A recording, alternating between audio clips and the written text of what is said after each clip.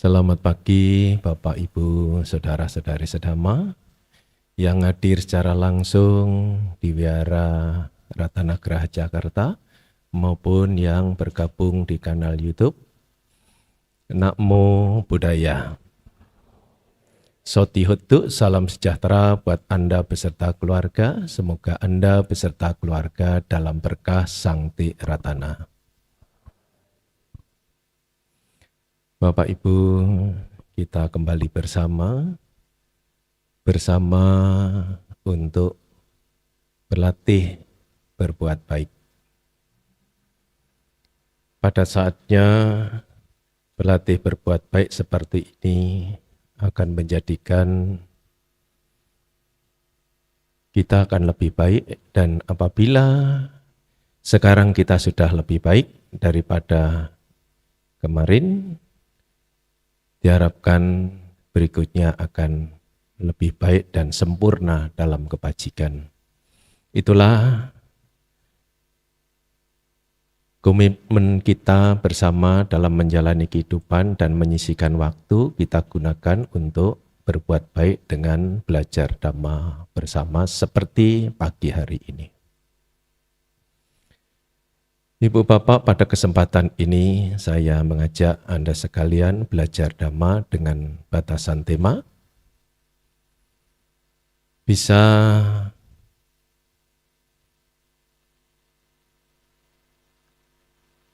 berupaya tapi tidak bisa terhindar ya.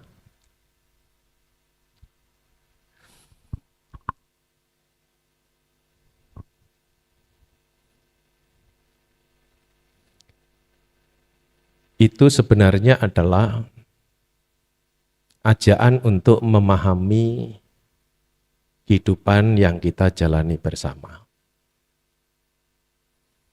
Karena Dhamma itu bisa textbook, ya kita baca sutta, baca winaya, baca abhidhamma, terus sesuai dengan teksnya itu.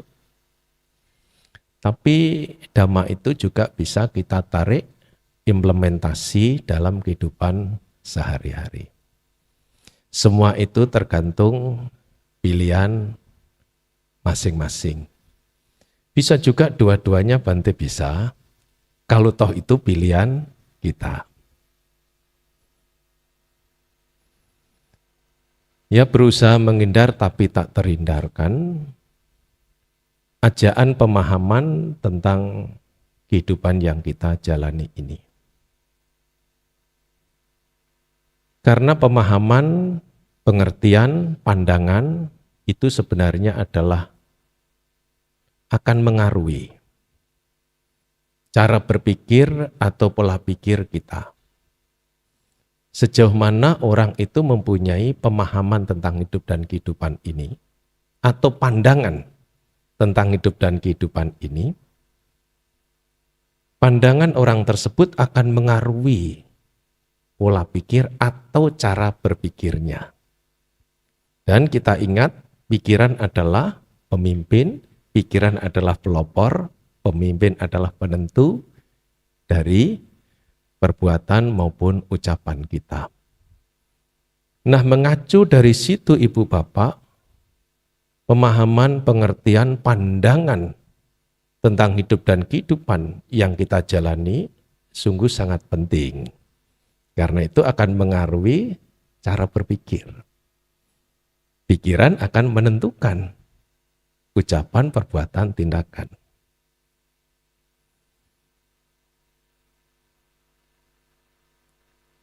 Memahami bahwa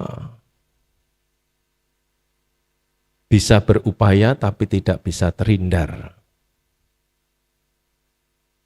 Supaya apa Ibu Bapak? Supaya waktu kita dalam menjalani kehidupan itu efektif. Pokoknya kita kerja, tidak seperti itu.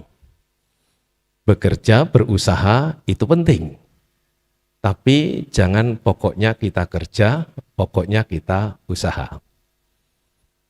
Tapi bagaimana usaha yang benar, bekerja yang cerdas dan efektif?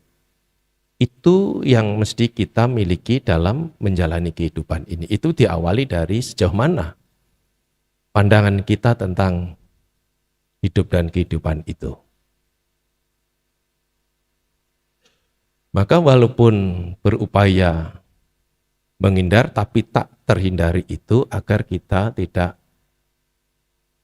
waktu itu kita gunakan supaya efektif.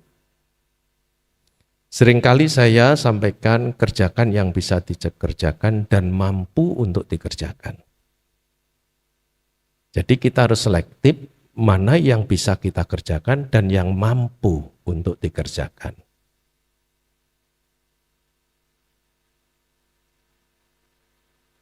Menghindar tapi tidak bisa terhindar itu jenisnya apa? Salah satu contoh, Bu Bapak, kita ini hidup di dunia.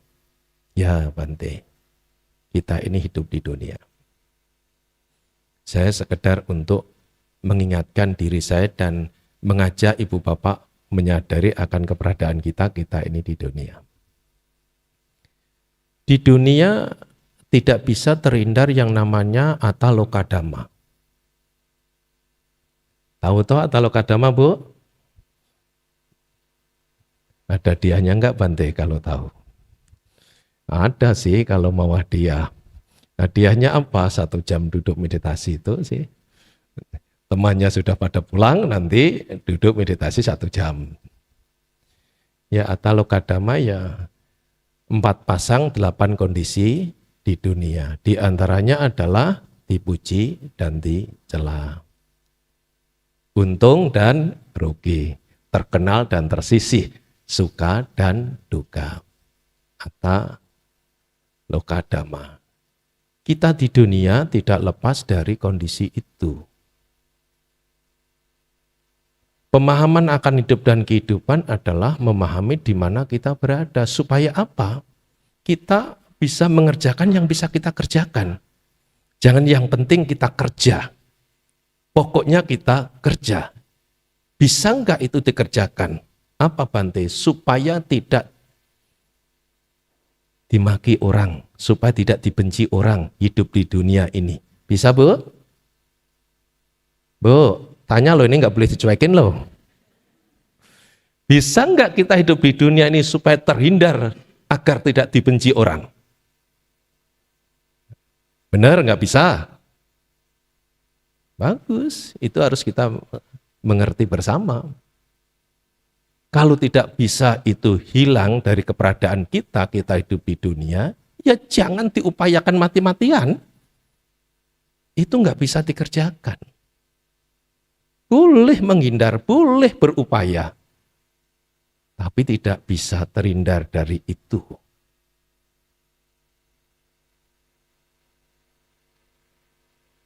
Suka dipuji orang, Bu? Suka lah. Pujian itu seneng kedengarannya. Kalau saya nggak usah dipuji orang Bante, asal bapaknya anak-anak muji saja saya sudah seneng Bante. Yalah itu yang memang yang terdekat di antaranya ya berinteraksi dalam rumah tangga, kan pasangan hidup. Itu memang menyenangkan, tetapi kalau mencari itu terus supaya tidak dapat pasangannya tadi, itu juga tidak ada. Orang yang tidak baik juga bisa dipuji, karena memang dia cocok, itu kondisi dunia. Nah inilah nggak usah 8-nya diuraikan, salah satu contohnya saja dipuji dan dicela, atau dibenci. Karena itu tidak bisa terhindar dalam keberadaan kita hidup di dunia, maka itu harus kita ingat, jangan sampai kita berupaya mati-matian supaya tidak dibenci orang. Sampai kematian datang pun tidak akan bisa selesai itu. Usaha sampai mati-matian, sampai kematian itu datang pun tidak akan bisa bebas. Kalau mengerjakan, kalau berharap, kalau bercita-cita, kalau melangkah, semestinya yang bisa, yang nggak bisa, jangan. Pandangan dalam kehidupan ini, ajaan dalam belajar Dhamma bersama pada kesempatan ini adalah akan sentuhan kepada realitas hidup yang kita jalani bersama, supaya Dhamma yang kita pelajari itu tidak mengawang. Supaya dhamma yang kita pelajari dari kitab suci itu kita akan bisa mengarah ke sana. Tapi kalau tidak kita implementasikan pemahaman dalam kehidupan sehari-hari, tentu yang suci kitabnya. Kitab suci kita tidak akan mengarah ke sana. Karena pemahamannya tadi salah. Nggak bisa kita kerjakan, walaupun menghindar, tetap juga tidak bisa terhindar. Di antaranya adalah kondisi di dunia itu. Yang kedua, Ibu Bapak, walaupun kita menghindar, tetapi tak bisa terhindar juga. Apa itu? Itu tidak lain adalah perbuatan yang kita lakukan. Meliputi hal yang baik dan tidak baik. Kan kita sering berupaya menghindar dari buah karma buruk, toh Bu? Itu bagus. Tapi mungkinkah itu bisa terhindar? Nah, ini agak sedikit ya dari mana kita untuk memahami? Kalau sedikit bisa berbeda pemahamannya, bisa selisih pemahaman itu. Sebenarnya tidak bisa terhindar daripada buah dari perbuatan kita. Contoh realnya Bante. Kita alami semua itu untuk menguatkan pemahaman kita bahwa kita tidak bisa terhindar daripada perbuatan kita, meliputi yang baik dan tidak baik. Kewihara ini, kita mau puja bakti ini mau berapa jam, Bu? 2 jam ya? Termasuk tadi loh puja bakti kan 8:30, 11:30 kan selesai kan, itu kan ya kira kurang lebih 2 jam lah ya. Dengan waktu sesingkat itu bisa enggak Ibu, Bapak meminta bayangan Anda suruh tinggal di rumah saja selama 2 jam waktu di wihara? Bisa enggak kira-kira? Jangankan 2 jam Bante, setengah jam saja nggak bisa. Itu contoh yang kita alami bersama. Bahwa makhluk hidup itu walaupun berupaya, namun tidak bisa terhindar. Menghindar bisa, terhindar tidak bisa. Sama dengan benda diri kita dengan bayangannya. Kalau nggak dipahami dengan mendalam, memang sih menghindari sorotan lampu. Supaya apa? Tidak terlihat bayangan kita. Itu kan bukan berarti bayangan tidak ada. Tidak nampak jelas karena tidak dibantu oleh sorotan lampu. Bayangan tidak bisa, benda tidak bisa terhindar dari bayangan. Demikian pula dalam kehidupan kita ini tidak bisa terhindar daripada akibat daripada perbuatan itu sendiri. Kecuali, nah itu harus dikasih. Sudah misalnya maga dan pala arahanta. Pada waktu itu loh ya, kalau karma-karma masa lalu ya masih tetap hadir dalam kehidupannya. Itu bukan akibat perbuatannya, tidak melakukan daripada ya akarnya sudah terputus. Kalau masih butuh jana, walaupun menghindar, ya akan tetap mengikutinya. Nah, kalau saya sampaikan hal itu, padahal hal itu yang prinsip dalam ajaran Sang Buddha, yaitu kembali kepada dirinya sendiri.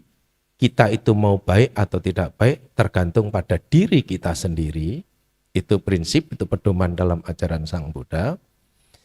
Lantas kalau hal itu tadi disampaikan Ibu Bapak, kemungkinan ada yang berpikir begini. Kalau gitu mubazir dong Bante, berbuat baik. Kalau toh kita tidak bisa terhindar dari karma buruk. Bisa buru-buru menyimpulkan begitu. sebenarnya tidak mubazir, Ibu Bapak. Justru berbuat baik, berupaya menghindar itu patut dilakukan. Kendati itu kita lakukan, karma buruk tetap juga berbuah. Supaya pemikiran mubazir tadi tidak bermanfaat kalau kita melakukan perbuatan baik, karena melakukan perbuatan baik, karma buruk juga tetap berbuah. Melakukan karma buruk juga, karma baik juga tetap berbuah. Balikannya supaya lengkap. Supaya tidak berpikir dan berkesimpulan buru-buru, tetap bermanfaat berbuat baik itu, walaupun itu cara lain untuk menghindar dari buah karma buruk.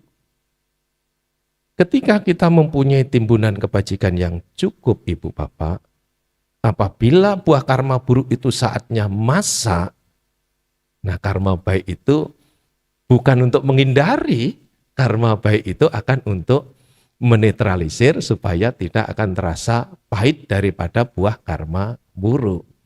Nah, ketika hal itu terjadi, jika tidak dipahami secara mendalam, lantas menyimpulkan, bisa jadi menyimpulkan karma buruk telah terpotong. Bisa jadi karma buruk telah misalnya diatasi dengan karma baik. Padahal itu tetap sama-sama untuk bekerja. Namun porsinya dominan yang mana itu yang akan nampak. Itulah yang namanya berupaya menghindar bisa terhindar dari perbuatan itu tidak bisa. Supaya lebih lengkap lagi bahwa berbuat baik itu, berusaha itu bukan sia-sia, kalau toh tidak bisa untuk terhindar daripada buah perbuatan buruk itu, hendaknya harus dipahami, Ibu Bapak, berusaha menghindar dari hal yang buruk artinya adalah kita melakukan hal-hal yang baik. Ketika kita melakukan hal-hal yang baik, kebaikan yang kita lakukan itu akan menjadi tahapan atau timbunan atau kumpulan daripada kebajikan. Dari situ juga akan terkait, akan terhubung dengan apa yang menjadi harapan kita. Saya akan yakin ini Ibu Bapak, walaupun saya nggak tanya, kita semua itu punya cita-cita. Harapan cita-cita kita itu akan mudah tercapai apabila kita untuk mempunyai timbunan kebajikan. Menghindar dari karma buruk, berbuat baik tidak sia-sia. Walaupun tidak mungkin bisa terhindari buah daripada perbuatan kita, tetap berbuah. Nah, hal ini saya sampaikan jangan sampai berpikir bahwa berbuat baik itu sia-sia. Karena menghindar tidak bisa terhindari juga. Buat apa bantu kita untuk menghindar? Lebih bagus tidak usah menghindar, karena menghindar juga tidak akan bisa terhindar. Nah, supaya tidak berpikir seperti itu. Oh, tetap juga menghindar dalam arti berbuat baik itu perlu dilakukan. Karena berbuat baik itu bisa untuk mendominasi kehidupan kita ketika buah karma buruk berbuah tidak akan terasa pahit, ibarat rasa. Ada kondisi yang baik. Dan kebaikan yang kita lakukan, wujud menghindar dari hal yang buruk itu akan mengantarkan harapan dan cita-cita kita ketika kita mempunyai timbunan kebajikan yang cukup. Kalau Ibu Bapak masih ingat, saya sengaja berpikir untuk gambaran orang berbuat baik itu sama dengan membasahi anduk. Atau kalau enggak anduk ya kita punya gelas yang terisi dengan air.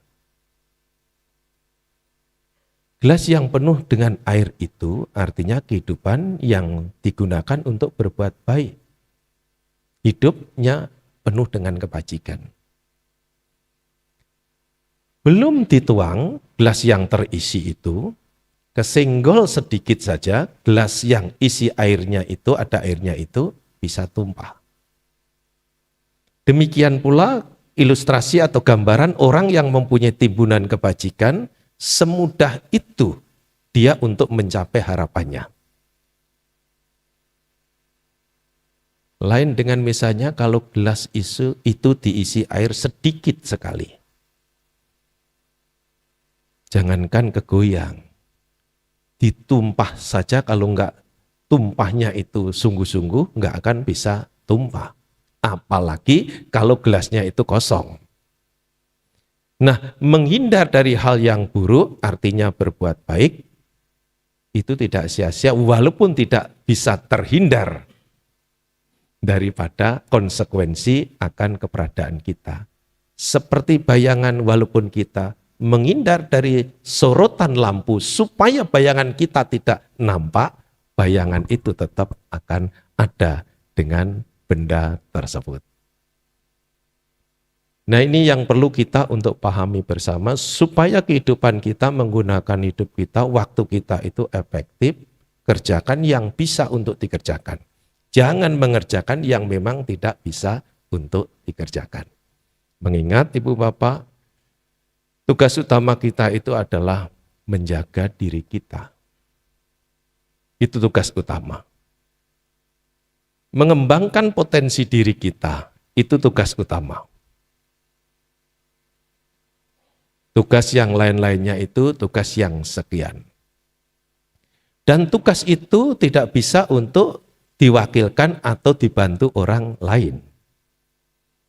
Menjaga diri kita, mengendalikan diri kita, mengembangkan potensi diri kita, itu semua adalah tergantung pada kita sendiri. Itu tugas utama kita. Dengan berpikir atau punya pedoman prinsip bahwa bisa menghindar tapi tak bisa terhindar. Agar kita bisa menjaga diri kita, agar bisa kita untuk mengembangkan potensi diri kita, karena itu tugas utama dalam kehidupan kita ini. Ketika kita tidak mempunyai pandangan, pengertian demikian, tentu saja akan bias. Waktu yang kita gunakan untuk hidup itu tidak akan efektif. Pokoknya yang penting kerja. Yang penting berbuat baik. Itu memang baik. Yang penting kerja, yang penting berbuat baik, itu penting. Tapi kalau berbuat baik saja tidak ada landasannya pengertian dan keyakinan, sehingga kebaikan yang kita lakukan itu tidak muncul ketulusan, beda. Karena berbuat baik saja tanpa ada ketulusan, ketulusan itu bisa muncul apabila ada keyakinan dan pengertian akan berbuat baik, maka kebajikan yang kita lakukan akan menjadi sangat berkualitas. Kalau kebajikan kita menjadi berkualitas, akan berbuah lebih dulu. Itu pentingnya. Mengerti dan memahami bahwa menghindar bisa, tapi terhindar tidak mungkin. Pandangan itu supaya mengaruhi kita berpikir kita, sehingga mana yang bisa kita kerjakan, mesti kita kerjakan. Mana tugas utama kita dalam kehidupan kita ini harus kita utamakan. Mana tugas yang berikutnya, ya tidak boleh diabaikan. Karena memang itu juga perlu untuk dilakukannya. Supaya bisa menjaga diri kita, supaya kita juga bisa untuk mengendalikan diri kita. Nah, ini mengarahnya ke sana, menjaga diri kita dan bisa untuk mengendalikan diri kita. Bu, Bapak, ketika kita tidak menjaga dan mengendalikan diri kita, ini akan ada dua hal. Negatif itu bisa satu mengaruhi, satu tumbuh. Yang tumbuh itu yang ada dalam diri kita. Potensi negatif yang kita bawa sejak lahir. Niwarana, asawa. Bu, punya kekotoran batin? Kok enggak bersuara apa sudah jam 11 ya nih? Punyalah Bante, masa enggak punya? Putu jana itu mah Bukan hanya punya, masih sumbernya gitu loh ya. Contohnya daripada saya diganggu, Bante, saya ganggu dulu aja dia. Nah, itu. Aktif dalam keburukan, itu aktif dalam keburukan. Ada yang pasif dalam keburukan. Kalau dia ganggu, saya akan balas. Jangan macam-macam dengan saya, dikira saya nggak bisa. Nah, itu. Ya, jadi pasif kalau diganggu baru reaksinya keluar.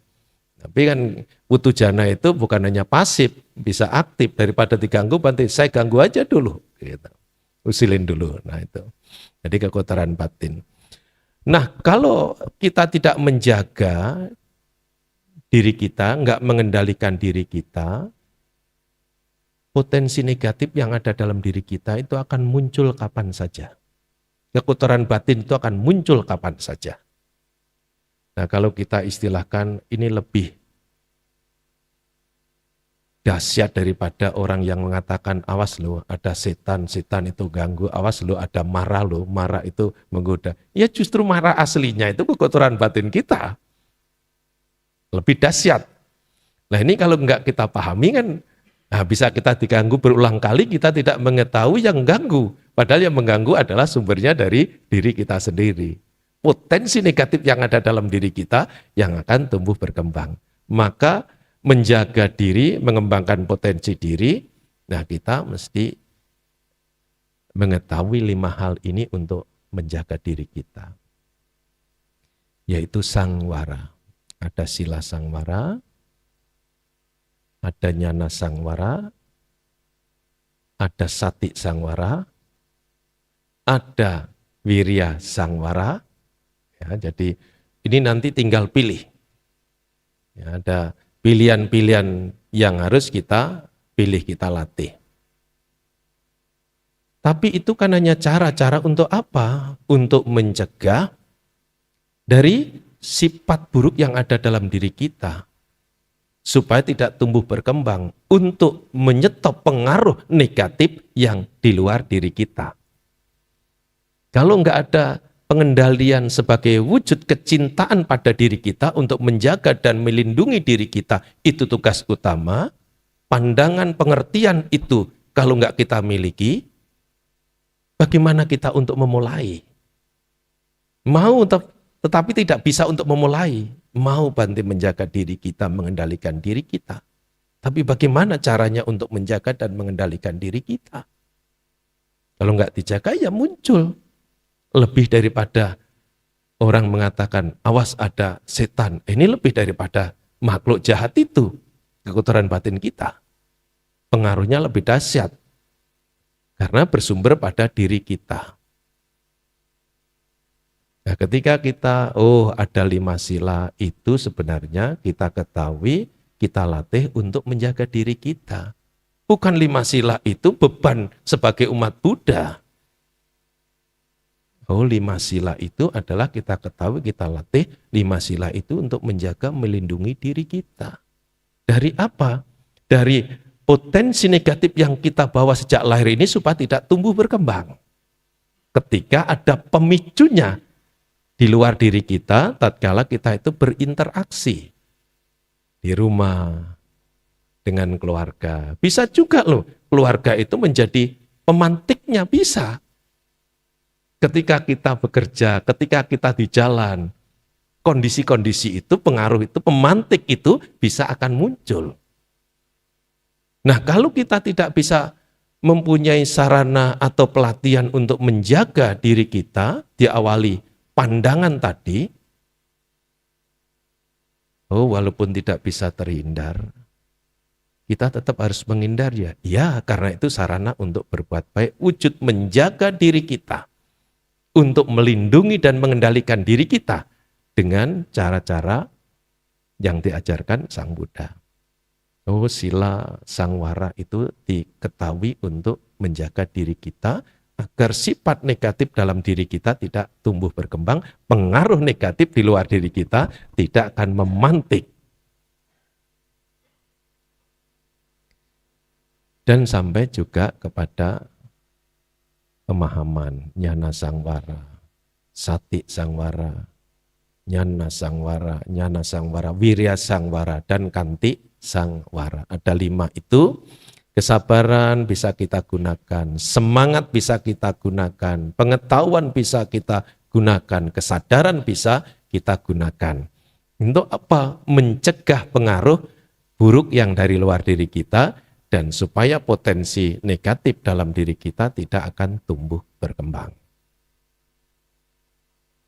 Ini tugas utama kita dalam kehidupan sehari-hari, Ibu Bapak.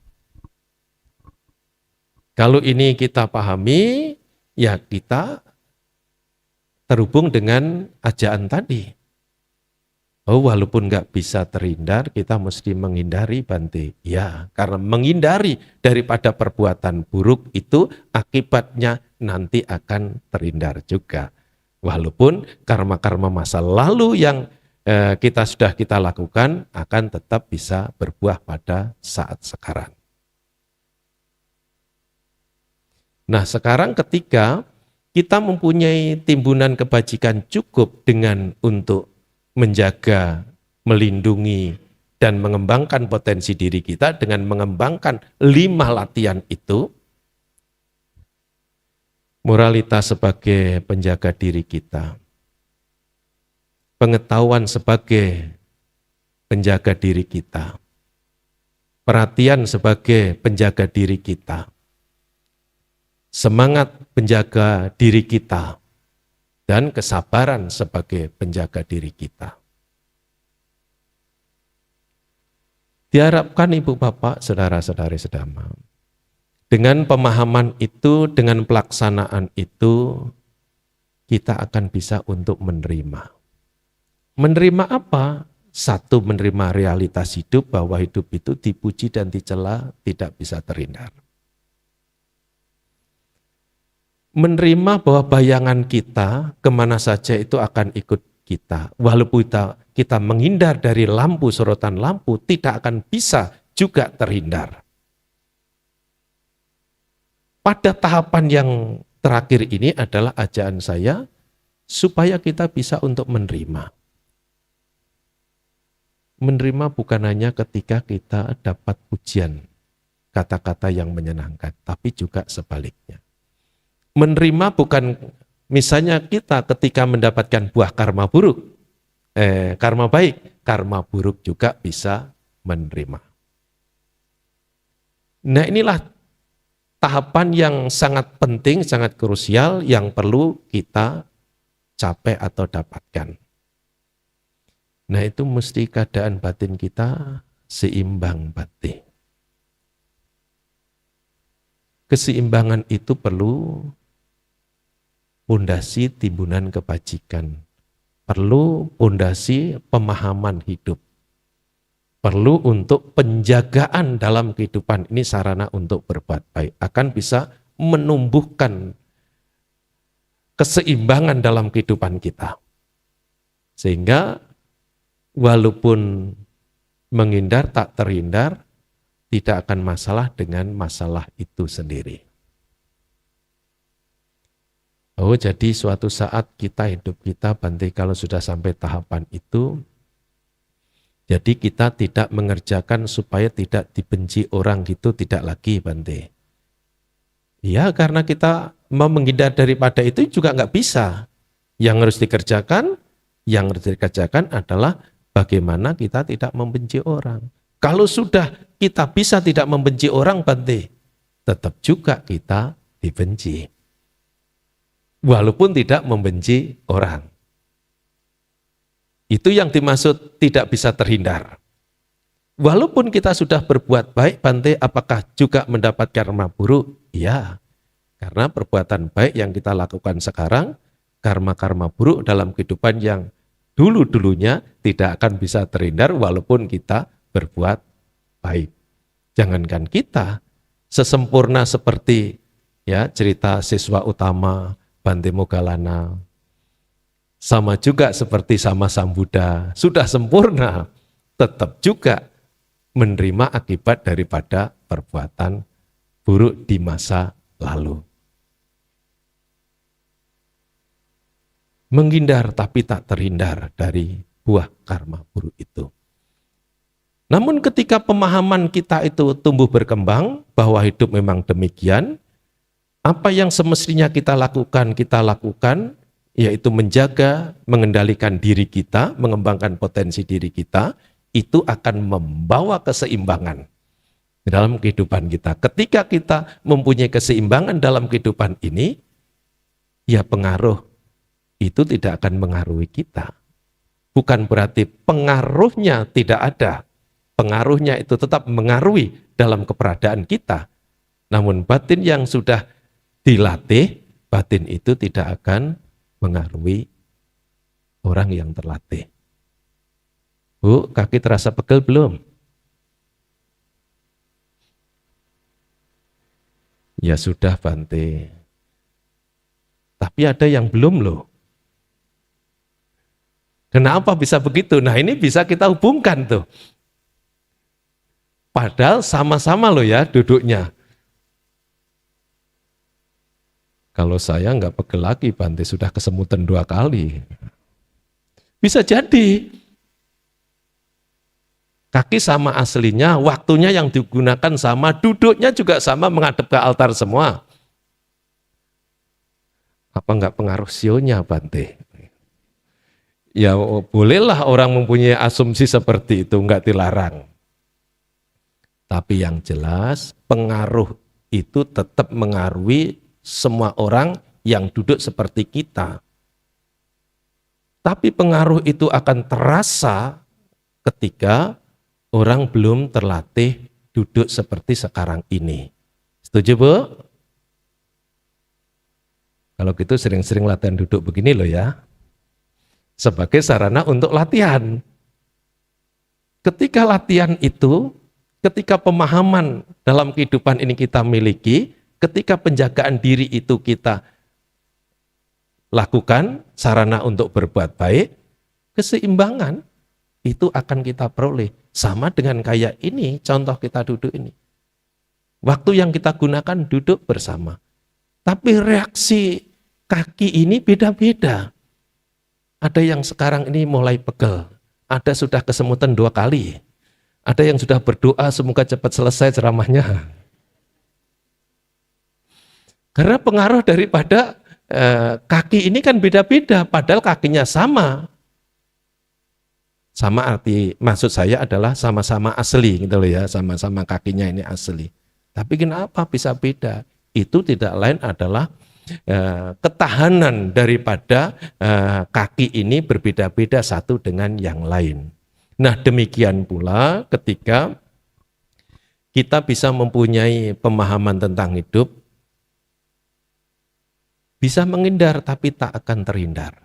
Pemahaman itu kita miliki, lantas apa? Waktu dalam kehidupan kita akan efektif. Mana yang bisa kita kerjakan, kita kerjakan. Yang tidak bisa kita kerjakan, tidak kita kerjakan. Menjadi efektif. Apa yang kerjaan utama kita dalam kehidupan ini? Menjaga, mengembangkan, melindungi diri kita. Dari hal apa? Dari hal-hal yang tidak baik. Dari dalam diri supaya tidak tumbuh berkembang, pengaruh dari luar diri kita tidak akan mengaruhi. Karena itu nggak bisa kita stop. Sama dengan pegelnya kaki itu nggak bisa itu di stop. Walaupun nggak bisa di stop, tapi itu bisa disikapi. Kalau kita sering-sering latihan duduk, daya tahan itu akan meningkat. Ketika pemahaman hidup itu kita miliki, ketika penjagaan hidup ini kita gunakan, maka keseimbangan batin kita akan juga tumbuh berkembang. Kalau itu terjadi, Bu Bapak, ya walaupun tidak bisa terhindar dari bayangan kita, tapi bayangan kita itu tidak akan mengganggu keberadaan kita. Bu Bapak bisa dimengerti ya kira-kira ini ya? Bisa? Kok pertanyaannya begitu Bante? Iyalah, itu tanda-tanda kalau bisa, ya ini waktunya selesai. Kalau belum bisa ya saya ulang lagi, karena kan tujuan saya ini kan menyampaikan supaya bisa dimengerti. Oh tidak terhindar walaupun menghindar itu penting ya Bante. Iya, supaya hidup kita ini efektif. Jangan berharap lagi ya orang lain tidak menjelekin kita ya. Enggak bisa itu. Yang bisa kita lakukan adalah bagaimana kita tidak menjelekkan orang lain. Itu juga sulit. Berarti ya sulit kalau belum bisa. Sulit. Tapi kalau sudah arahan tamaga dan pala sudah bebas itu, ya enggak akan melakukan itu. Bu Bapak, saya kira cukup. Terima kasih atas perhatiannya. Semoga semua makhluk berbahagia.